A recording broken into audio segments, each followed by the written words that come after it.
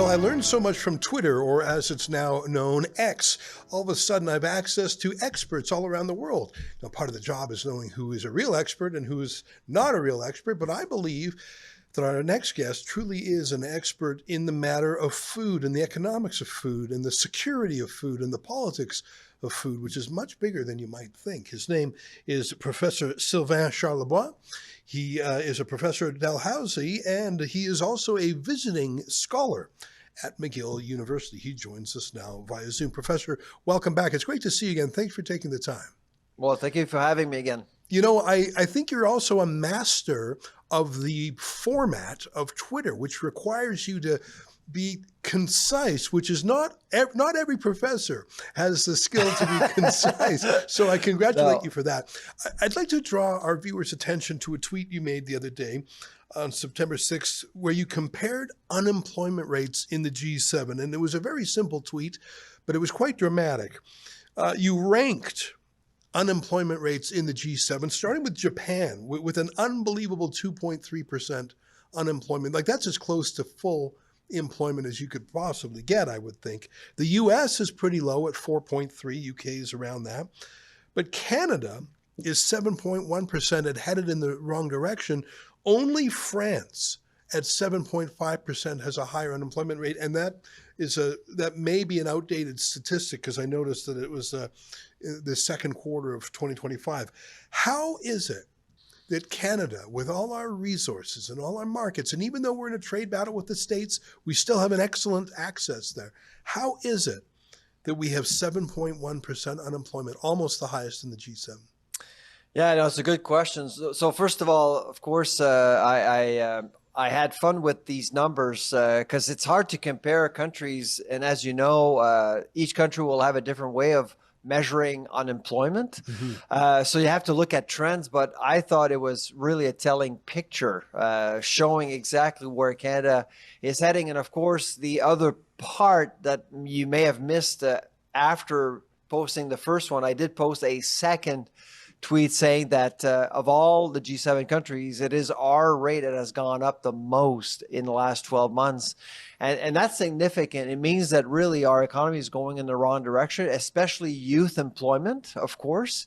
And frankly, I mean, we've had several years of just bad management in Ottawa. The focus was very much on other things than the economy. Of course, I don't think the Liberals would argue that. And of course, a lot of Liberals did react to my tweet because I think it was viewed by almost 200,000, maybe more than 200,000 people. So when it reaches that threshold, typically Liberals will react, will post a community note of some sort to basically downgrade the message. But the message was pretty clear. Our economy is struggling deeply. And I think many people are failing to see any really strong solution for our economy moving forward. You point out youth unemployment, and those jobs aren't just important financially. I think back to my first real job besides mowing lawns. It was a job at the local amusement park. I still remember, I'm old enough, the minimum wage was $4.35. It wasn't the money that made that job so useful to me. It was learning how to work, show up on time, 15 minutes early, show up with a clean uniform. How do you handle a boss? How do you handle a customer that's rude? Those are all lessons far more valuable than the $4.35 an hour. And by the way, you can't get to a second job until you've had the first job. And so it's like, if you can't get that first job, it's like the first rung on a ladder.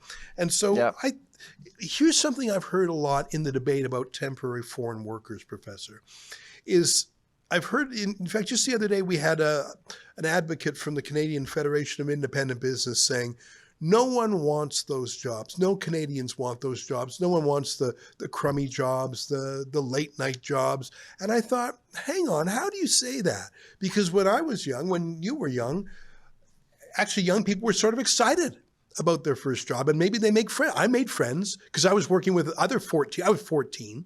I was working with other 14-year-olds. It was sort of exciting and nerve-wracking.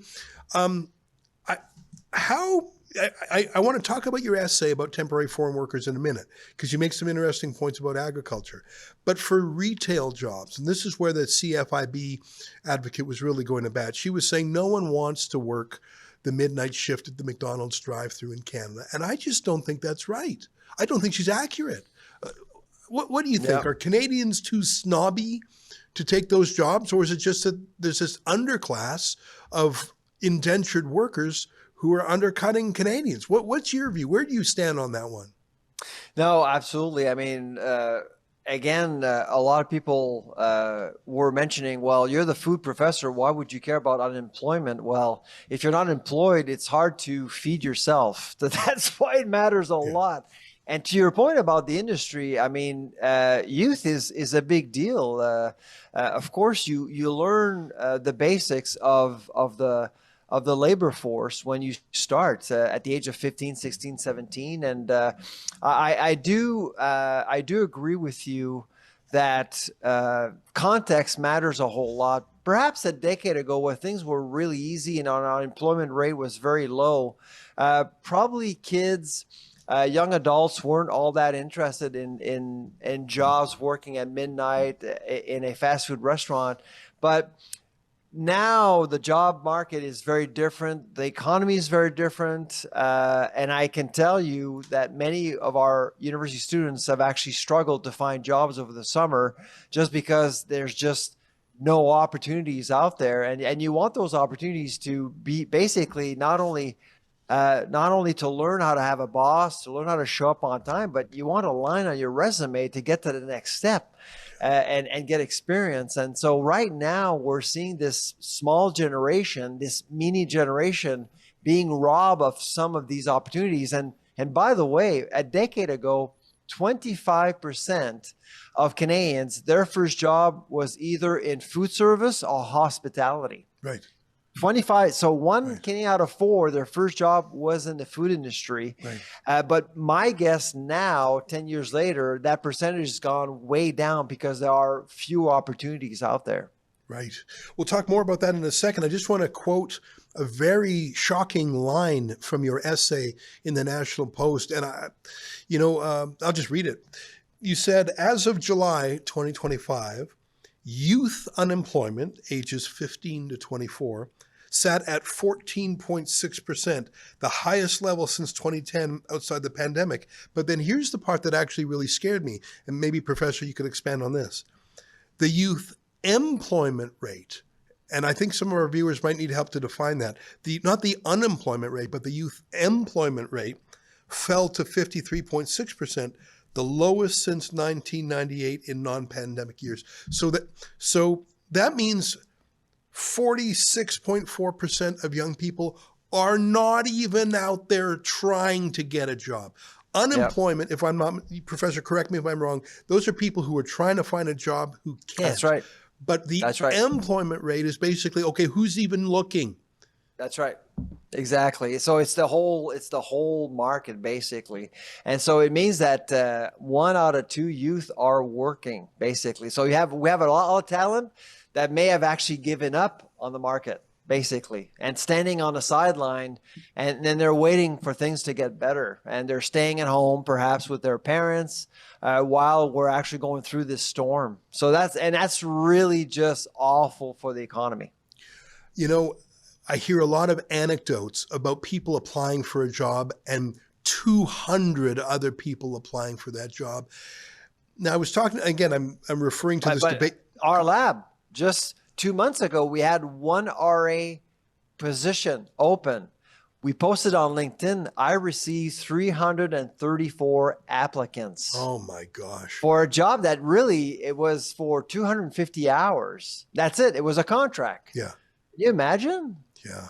Now, I'm sure some of those were not serious applications, but I'm sure out of those 300 plus, there were probably, I don't know, probably 50 very serious contenders. Right? I mean, yeah. I don't know how LinkedIn works. I think it's easy for people just to click apply, but if you, I mean, and that's actually, when you go on LinkedIn, you basically can program who can apply. Oh. So, of course, some of them are very good at going around Right. some of these Right. rules, but generally speaking, you're not wasting your time when you're reviewing a resume on LinkedIn. So Okay. it was a lot of work, and I was able to interview about 6 or 7 people, and they were incredibly qualified. Wow. Wow. Yeah, Okay. Well, I've learned something from you. Thank you for that.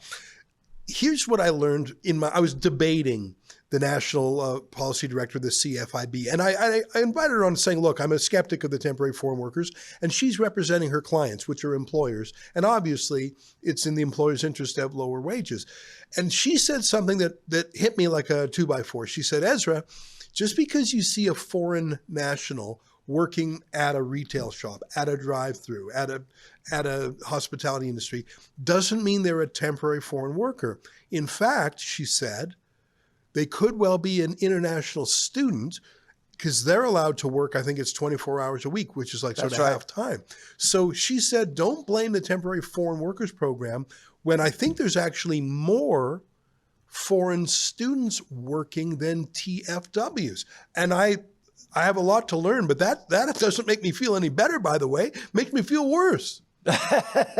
But it's true. It's true. And of course, I'm of the mind that the international students should should be able to earn, because before many years ago, international students were only allowed to work on campus. Mm-hmm. That changed a few years ago. They're allowed now to work off campus. And I'll be honest with you, I did see a lot of internationals that were incredibly poor and couldn't feed themselves because they were sent overseas by their parents, and they were too proud to ask for money. And so that's a reality for students, international students. I think it's actually a good thing. And of course, you want them to stay in Canada. And so universities and colleges are great agencies to recruit talent from abroad. And what we saw before the change in policy were students coming in, they got their degrees, and then they left. And now we're seeing more international students staying in Canada. Now, the problem with the program is that they're working for Tim Hortons and Burger King, you want them to actually carry on and work in other jobs, qualifying jobs, or better qualifying jobs, but it's not necessarily always happening. That's a big problem there.